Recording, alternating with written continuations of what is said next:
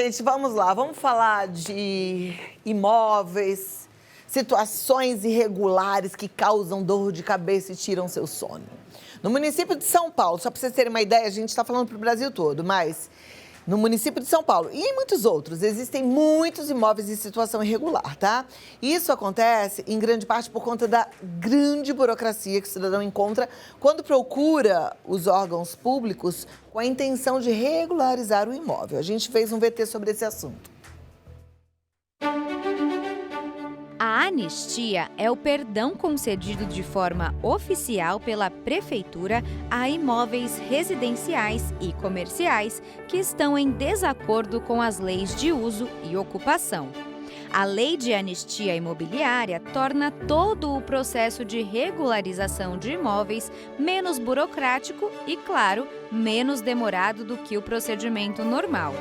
Os procedimentos para requerer os benefícios da Lei de Anistia não são complicados, mas podem exigir o apoio de profissionais de arquitetura e engenharia. Vamos saber mais sobre o assunto? Vamos sim, eu estou aqui hoje com o especialista em direito imobiliário, doutor Isaías Fará. Seja muito bem-vindo, doutor, uma alegria te receber. Obrigada. A gente vai conversar sobre essa situação. E eu fiquei pensando assim, qual é a principal queixa quando o cliente te procura? Qual é a situação irregular que normalmente os imóveis têm? Olha, Cláudia, primeiro, boa tarde a todos, boa tarde, espectador, todos os amigos.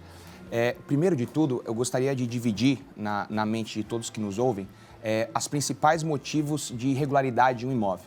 O primeiro a gente chama de propriedade e terreno, e o segundo seria a construção e a parte técnica. Porque é bom dividir isso na cabeça das pessoas para que se entenda que são duas fases distintas. Então, quando a gente fala em propriedade e terreno, a gente está falando normalmente naquele contrato de gaveta, na escritura, na matrícula, ou seja, seria uma espécie de RG do imóvel, matrícula do imóvel, que lá vai estar considerando, por exemplo, o endereço, os limites do terreno, do lote, ou seja, aquela pessoa é proprietária daquele terreno localizado naquele local, inclusive hoje com a tecnologia, geograficamente, geoposicionando aquele imóvel em relação ao mundo inteiro. Então, com as medidas que a gente chama de azimuts, né, tecnicamente, esse é um lado. E o segundo lado seria em relação ao que está construído naquele imóvel, ou seja, a edificação que contém.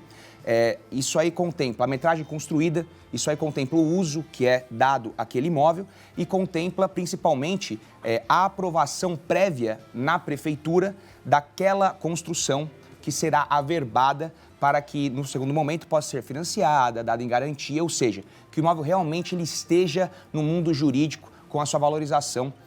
Acho que esse é muito importante ficar na mente. Perfeito. E aí eu imagino que você que está em casa já tem a sua pergunta relacionada a essas questões. Se for outra questão, ok. Já temos muitas perguntas que chegaram através do nosso Instagram e do nosso WhatsApp. Você que está assistindo pelo YouTube também fica à vontade para participar do programa. E eu já vou colocar a primeira pergunta no vídeo wall e presta atenção na pergunta e na resposta, porque vai ser útil para todo mundo. A Regiane Vieira, via Instagram, disse: minha casa fica em uma área que era da prefeitura. Tem um contrato de compra e venda. Estão há anos falando em regularizar a área, mas nada. Posso fazer algo particular? Olha, Regiane, essa situação ela é bem complicada, porque quando a gente trata de terreno público, né, o instrumento que haveria, caso não fosse um terreno público, seria a uso capião, né, o uso capião, que seria um processo específico para você conseguir, com esse contrato de compra e venda, realmente vir a ser proprietário após o registro da sua matrícula, correto? Mas na situação atual, realmente vai depender do órgão público para que tenha um avanço nesse sentido, né? Existem muitas dificuldades nesse momento, mas infelizmente o que pode ser feito, vamos dizer assim, seria realmente, muito possivelmente no local onde você se encontra, existem outros proprietários ou posseiros, nesse caso, na mesma situação, poderia haver, né, uma associação para ir até o Ministério Público, ir até a Procuradoria da Prefeitura para solicitar ali uma atenção à sua situação específica para que eles possam, juntamente aos outros órgãos da Prefeitura, viabilizar algo, né? Então é muito bom se unir nesse momento, não tratar o seu algo como particular, buscar dos seus vizinhos, buscar daquele bairro, vamos dizer assim, que com certeza existem outros nessa mesma situação ao seu redor. Então é muito bom tornar isso um conjunto para que tenha força. Sim. Perfeito. Junta a turma aí, Regiane. Próxima pergunta, Vivian. Haverá cobrança de ISS caso eu solicite a regularização do meu imóvel pela lei de anistia? Olha, Vivian, isso vai depender muito da lei específica de anistia do seu município. Essas leis, elas são municipais e cada município trata o assunto de uma maneira. Mas o que eu posso te adiantar, constitucionalmente, o tributo do ISS, ele só pode ser cobrado até 5 anos da finalização da sua obra, que seria o fato gerador desse tributo.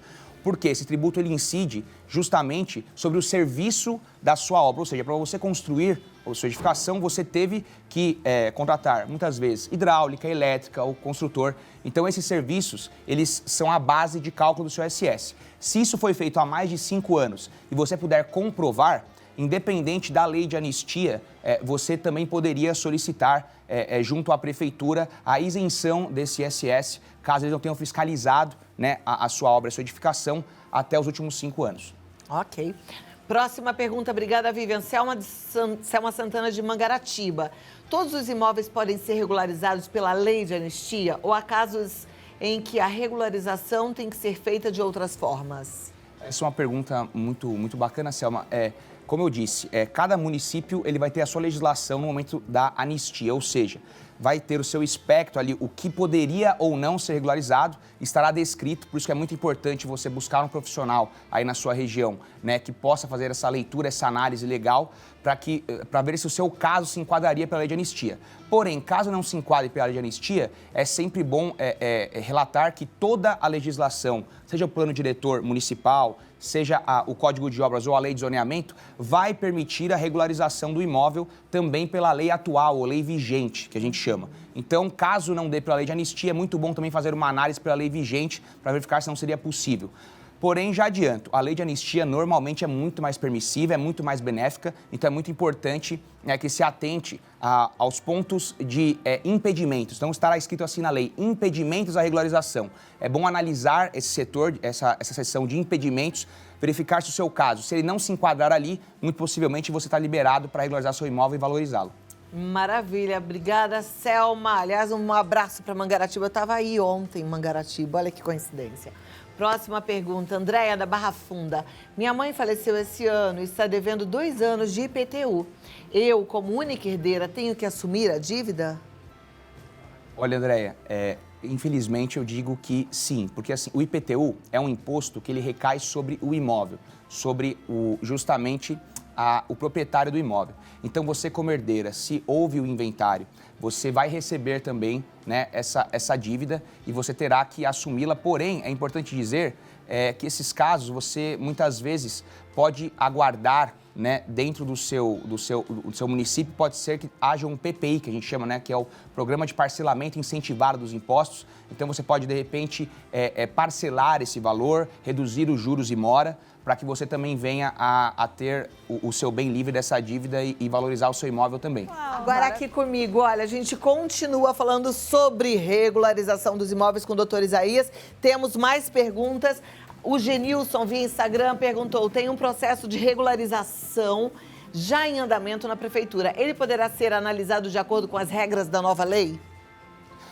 Bom, Genilson, uma ótima pergunta. Sim, ele poderá ser analisado. É só importante, a gente sempre fala, que antes de substituir o processo que já está em andamento, seja feito um estudo de viabilidade técnico-legal, a gente chama de EVTL, que é um estudo legal para verificar se o seu caso ele se enquadraria na lei de anistia. Porque, por certo, se você já está com o processo pela lei normal, já será, né, muito bom você trocar para anistia por questões fiscais. Como eu disse, isenção de ISS e isenção do IPTU retroativo dos últimos 5 anos. Só por isso já valeria muito a pena. É só bom verificar as questões técnicas, urbanísticas, se o seu imóvel ele vai se enquadrar também na lei de anistia. Muito possivelmente, se pela lei atual você já está, ele irá se enquadrar pela anistia, mas é bom só tomar esse cuidado. Vá até o mercado, procure um profissional que saiba, né, sobre esse assunto, que tenha aí um respaldo e você poderá sim substituir seu processo. Perfeito. Próxima pergunta, obrigada, Genilson. Larissa, de São Caetano. O que faz um proprietário de imóvel ser isento de IPTU? Oi, Larissa. Então, essa pergunta, vamos falar assim, eu vou falar no geral quais as situações, porque, como eu disse, a lei do IPTU, o IPTU, é bom dizer, é um imposto municipal, ou seja, cada município tem as suas regras específicas. Porém, Cláudio, queridos, quando você fala em isenção de IPTU, normalmente o que se tem, vou falar aqui por São Paulo, que é a capital e normalmente é copiada por outros municípios, seria o caso de aposentados até 3 salários mínimos. É uma situação, por exemplo, que está na lei. E a situação também tem que ser verificado o valor venal do seu imóvel. Ou seja, na capital, salvo engano, até 1 milhão ou 1 milhão e pouco assim, o imóvel ele ainda pode vir a ser isento se estiver enquadrado nessa questão da aposentadoria. E também tem outras questões, por exemplo, por invalidez e alguns outros tipos de situações, né, específicas que vão estar. Mas é sempre bom consultar um advogado especialista para verificar se o seu caso ele pode ser isento. E aí você abre um processo administrativo junto à prefeitura, o setor da Secretaria de Finanças, para que o seu caso seja analisado e eventualmente haja isenção do seu IPTU. Joia. Próxima pergunta, Roberta Vasconcelos. Qual a diferença entre alvará de funcionamento e regularização da edificação? Roberta, é uma pergunta também muito boa, é uma dúvida muito comum essa, tá? Vamos lá. O alvará de funcionamento, ele condiz a empresa que está no local, ou seja, ao CNPJ, seja ele o locatário ou às vezes o próprio proprietário que tem a sua empresa. Então, o funcionamento, ele vai incidir sobre a empresa que se encontra naquele imóvel. Então, vai ser verificado se o zoneamento em que ele está pode abrigar aquela atividade que ele pretende, se a situação de segurança, salubridade do imóvel, ela atende àquela atividade específica que se deseja executar naquele local. Já o alvará de regularização da edificação, como o próprio nome já diz respeito ao imóvel em si. Ou seja, normalmente quem ingressa com esse tipo de pedido, ou ao menos com a sua anuência, é o proprietário do imóvel. O alvará de funcionamento, muitas vezes, assim, mais de 70% dos casos, 70% a 80% é o locatário, aquela empresa que está locando aquele imóvel, entra com o alvará para funcionar a sua atividade. A regulação da edificação fica a cargo do proprietário e, dependendo da atividade, por exemplo, Cláudio, atividades industriais, atividades de maior risco, que a gente chama de alto risco, ela não está naquele rol federal das atividades de menor impacto. Elas vão ensejar que o imóvel esteja regular para que você obtenha o alvará de funcionamento, ou seja, a regularização da edificação, em determinados casos, ela é essencial para que você obtenha o alvará de funcionamento da sua atividade. Por isso que é muito importante, já complementando essa dúvida, que se você é uma empresa, está em um local e você não consegue o seu alvará de funcionamento por questões de regularização, conforme a lei do inquilinato, você pode requisitar ao proprietário os documentos e a regularização da edificação para o uso a que se destina. Então é muito bom você entrar em contato com a imobiliária ou com quem intermediou a negociação para garantir o seu alvará de funcionamento. Maravilha. Obrigada, Roberta. A próxima pergunta, vamos lá para a tela. Como a prefeitura vai garantir a segurança das edificações ou a serem regularizadas? Segurança das edificações a serem regularizadas. Bom, a prefeitura ela garante a segurança justamente através de uma ART, uma anotação de responsabilidade técnica, que pode ser emitida tanto por um engenheiro como a RRT, que é emitida por um arquiteto, que vai garantir esse documento que a edificação ela está regularizada e a segurança para uso ao que se destina. Em alguns casos também, Cláudia, dependendo do tamanho do imóvel e do risco, como eu disse, da atividade, também você deverá, junto ao processo, protocolar o AVCB, que é o Auto de Vistoria do Corpo de Bombeiros, que já é um documento que por si só atesta a estabilidade e a segurança de uma edificação. Perfeito. Vamos lá, próxima pergunta da Cecília. Minha obra terminou em 2015, me encaixo na lei de regularização? Então, Cecília, nesse caso, falando da lei de São Paulo aqui, seria até 2014 a finalização da sua construção. Porém, é sempre bom analisar se o seu caso tem algumas questões legais que podem ser analisadas e, porventura, podem te fazer também encaixar nessa regulação. É sempre bom fazer, como eu disse anteriormente, um estudo de viabilidade técnico-legal, tá? O nosso escritório faz esse tipo de trabalho também. É sempre bom analisar o seu caso, porque às vezes a gente pode achar alguma brecha ou alguma situação específica que te leve a conseguir a finalização, a regularização do imóvel mesmo tendo terminado em 2015. Maravilha. Doutor, para a gente finalizar, um recado final, assim, o que é que você gostaria de falar que não foi dito e que seja importante para quem está nos assistindo? Olha, eu só queria relatar a importância desse conhecimento para as famílias gerais brasileiras entenderem que quando você investe na regulação do seu imóvel, você está investindo no seu patrimônio com garantia real. Não existe investimento melhor que esse, Cláudia. Isso são dados públicos da própria Prefeitura de São Paulo, que diz que um imóvel regular, ele valoriza de 30% a 60%. E por quê? Porque o imóvel regular, ele pode ser financiado pelos bancos.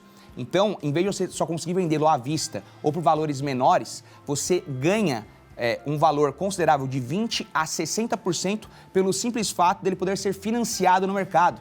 Então você ganha um mercado muito maior, porque é muito maior número de pessoas que podem adquirir um imóvel via financiamento do que o que podem adquiri-lo à vista. Então só por isso já vale muito a pena. Então assim, muitas vezes a gente sabe que tem desejos, quer comprar um carro, quer comprar alguma coisa, mas primeiro pensa bem, invista no seu imóvel, porque muitas vezes, eu vou deixar o último recado aqui, muitas pessoas não sabem disso. Você pode usar o seu próprio imóvel regular como um empréstimo com garantia real no banco e conseguir juros muito menores, inclusive depois para comprar o carro que você não deseja, para comprar os produtos que você não deseja. Então, em vez de você fazer o financiamento direto para o banco, pelo carro, pelo produto que você quer, você vai até o banco com o imóvel em garantia, consegue um financiamento por juros muito menores. Com esse valor, você vai lá e ainda compra à vista, mais barato, o produto que você quer. Você ganha 2 vezes.